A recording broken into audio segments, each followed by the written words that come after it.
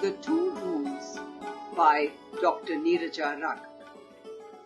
Once upon a time, there was a kingdom in deep crisis with an acute shortage of just about everything, from water to food, fuel, fabric, cement, bricks, you name it. The people were suffering greatly, and so they turned to their king. "We are honest taxpayers," they declared angrily, "but we don't even have basic necessities." The clueless king did what most rulers do. He summoned his cabinet and commanded them imperiously, "Ministers, I want a solution by tomorrow." The poor ministers sat up all night thinking hard. When the king strolled into the royal hall the next morning, asking, "So, have you got a plan?" the first minister bowed low, saying, "Your Majesty, let's hike taxes and then buy produce from our neighboring kingdom." The king frowned fiercely. "When my people are already reeling under lack, you want me to tax them further?" Next, the second minister jumped up eagerly. "Your Highness, we have rich people. We can rob the rich and help the poor." The king roared, "As their ruler, how can I loot and plunder my own people?" There were more such suggestions, like having dry days, fasting days, walking days, and the list was impractical and endless, and the king shot them all down, saying he did not want to worsen the plight of his already suffering subjects. Finally, a minister, who was usually quiet, said, "Your Highness, I have two suggestions. First, before using any item, we should adopt the practice of bowing down 3 times and thanking each of its sources. Second, give away whatever we have not used in more than a year to someone who can use it."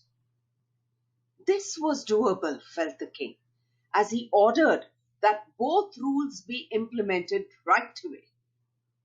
"But what if I later need the things that I give away now?" some anxious people inquired. "Then those things will be returned to you," assured the royal palace. As he donned his crown the next morning, the king bowed down to all its sources. The earth for the gold and gems, the miners, craftsmen, his ancestors for his royal lineage, the royal cooks for the food that gave him strength to lift it, and so on. Not surprisingly, by the time he had bowed and thanked each, it was lunchtime. Everyone now began to follow this practice. Grocers, sweepers, and cobblers found themselves being thanked by one and all. No one had even bothered to look at them all these years, while they brusquely did business. But now, here they were, bowing low and thanking them every day. "I never knew my work was valued," said the garbage van driver. "People would only turn up their noses each time I drove past. Now they actually respect me." An unintended consequence was that with all this frequent bowing, people no longer needed to go to the gym. They stayed trim and fit. As for the second rule, people discovered loads of stuff which they had absolutely no use for, like old newspapers, books, CDs, shoes, clothes, even furniture. So craftsmen were deluged with newspapers, music shops got CDs, the poor collected clothes that fitted them from heaps of extra garments that the rich donated. Do you think that only the rich had things to give away? An old beggar woman had 2 begging bowls, and by giving away one of them, she cut down her vows by half. thus giving her aching back some rest.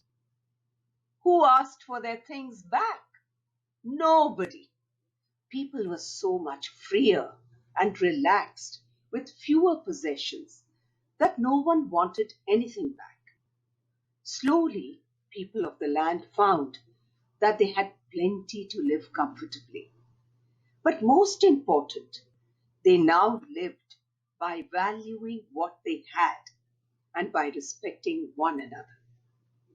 Isn't this lockdown a good time to declutter and value what you already have and use?